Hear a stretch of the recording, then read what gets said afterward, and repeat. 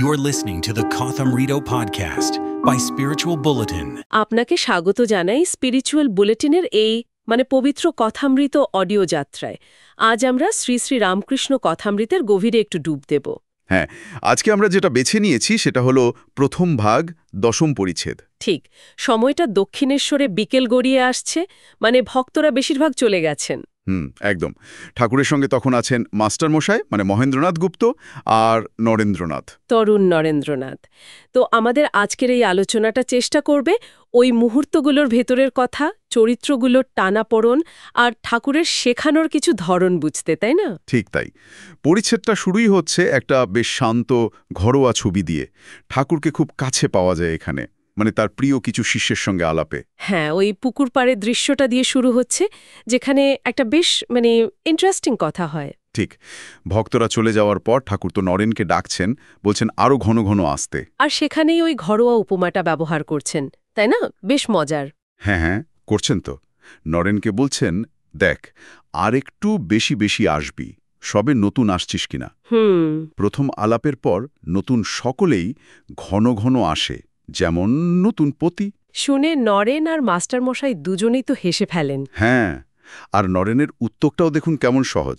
হ্যাঁ, চেষ্টা করব। এই সাধারণ কথার মধ্যেই একটা টান তৈরি হচ্ছে। এরপরেই তো সেই বিখ্যাত গরুর উপমাটা আসে, যেটা নরেনের চরিত্র নিয়ে ঠাকুরের যে ধারণা সেটা খুব স্পষ্ট করে দেয়। এই উপমাটার বিশেষত্ব কি?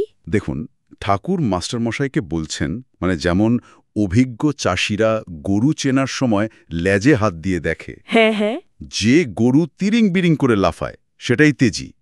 নরেনকে বলছেন সে সেই রকম। নরেন্দ্র সেই গরুর জাত, ভিতরে খুব তেজ। একদম।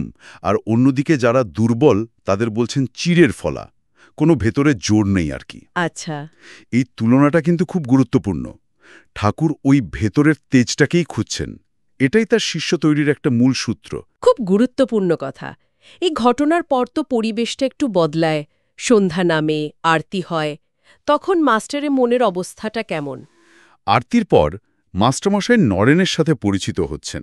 এমনি কথাবার্তা চলছে, কলেজ, ব্রাহ্ম সমাজ, এসব নিয়ে আর কি। কিন্তু কথামৃতকার লিখছেন, মাস্টারের মন কিন্তু ঠাকুরের কাছে। গান শোনার একটা ইচ্ছে, একটা আকুলতা তৈরি হয়েছে। এই টানটাই তাকে নাটমন্দিরে নিয়ে যায়, তাই তো? হ্যাঁ, তিনি ঠাকুরকে খুঁজতে খুঁজতে নাটমন্দিরে গেলেন।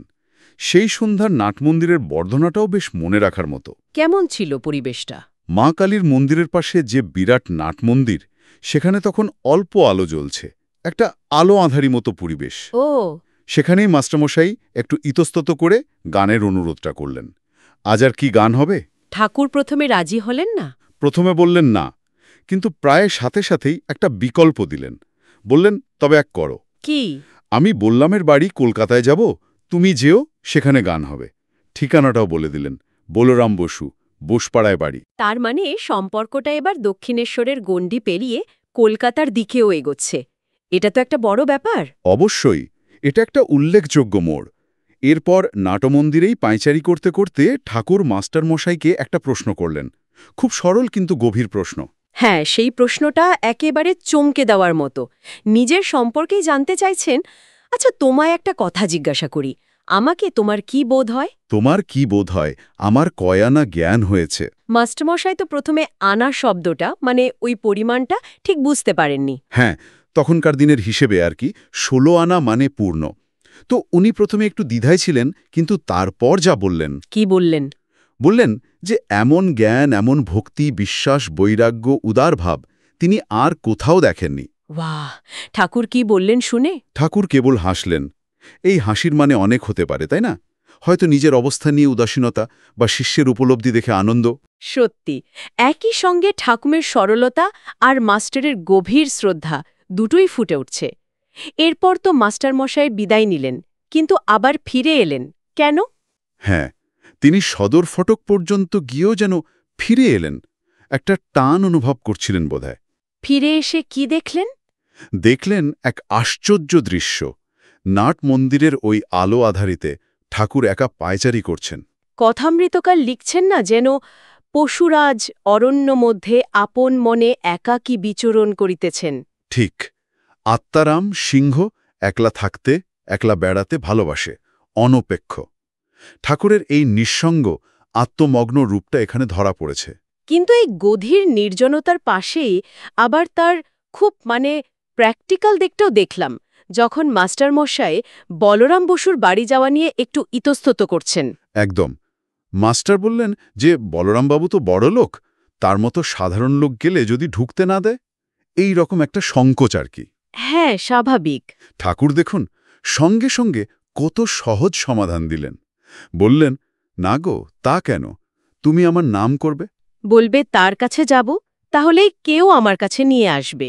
দেখুন কাণ্ড, একদিকে ওই সিংহ সম আত্মারাম মূর্তি, অন্যদিকে শিষ্যের সামান্য দ্বিধা দূর করার জন্য কত সহজ মানবিক একটা উপায় বাতলে দিচ্ছেন। সত্যিই তাই। এই পরিচ্ছেদটায় ঠাকুরের কতগুলো দিক যে একসঙ্গে দেখা যায়। নরেনকে চেনার ওই গভীর দৃষ্টি, মাস্টারের প্রতি স্নেহ, আবার নিজের অবস্থা নিয়ে ওই সরল প্রশ্ন, আর ওই আত্মমগ্ন রূপ, আবার ভক্তের জন্য পথ সহজ করে দেওয়া, সবই আছে। এইসব মিলিয়েই তো শ্রীরামকৃষ্ণ। একদম। আর এখানেই হয়তো একটা ভাবনার জায়গা থাকে, তাই না? একদিকে ওই গুরুর উপমার মতো গভীর অন্তর্দৃষ্টি, মানুষের ভেতরটা দেখে নেওয়ার। অন্যদিকে বলরাম বসুর বাড়ির ঠিকানা বলে দেওয়া বা নিজের নাম ব্যবহার করতে বলার মতো একেবারে সাধারণ মানবিক উপদেশ। হ্যাঁ, এই দুটো দিকের সহাবস্থান। এই সহাবস্থানটা তার শিক্ষা বা তার ব্যক্তিত্ব নিয়ে আমাদের কি ভাবতে শেখায়, এটা হয়তো শ্রোতাদের জন্য একটা চিন্তার খোরাক হতে পারে।